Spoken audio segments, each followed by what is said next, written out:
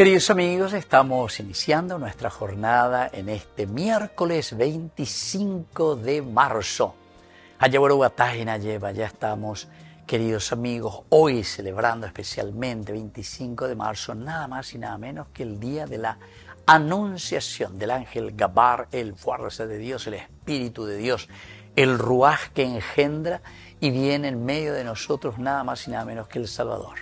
Aquí nacerá, se hace carne el Mesías, es decir, es la anunciación del ángel a la Virgen María. Y aquí es donde dice la palabra de Dios, y el Verbo se hace carne y habita en medio de nosotros. Esta gran solemnidad nos anima a nosotros a vivir nuestra propia fe. El Señor habló a Ahaz en estos términos: pide para ti un signo de parte del Señor, en lo profundo del abismo o arriba en las alturas. Pero Ahaz respondió: no lo pediré ni tentaré al Señor. Isaías dijo: escuchen entonces, casa de David, ¿acaso no les basta cansar a los hombres que cansan también a mi Dios? Por eso el Señor mismo le dará un signo. Miren, la Virgen está embarazada y dará a luz un hijo y lo llamará con el nombre de Emmanuel, que significa Dios con nosotros. En la pebena, Dios con nosotros, queridos amigos.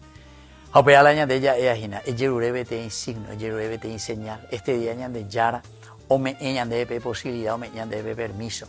La esa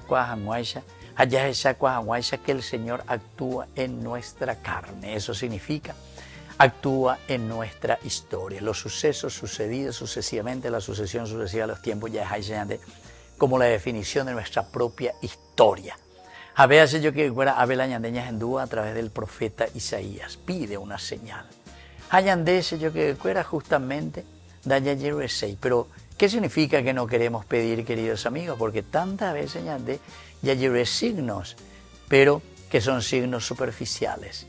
El Señor, cuando nos está dando esta posibilidad de pedir signos, esa señal que necesitamos, es justamente el poder ver dentro de nuestra humanidad, dentro de nuestra carne, en nuestra polis, es decir, en nuestra ciudad, en nuestra relación como hermanos, en nuestra humanidad, queridos amigos, que podamos ver esa gracia de Dios que actúa. Y justamente por eso después viene, ya que en Dende Yerure, se te juicio a ella de Yara, me hago carne, me hago historia, entro a caminar con ustedes.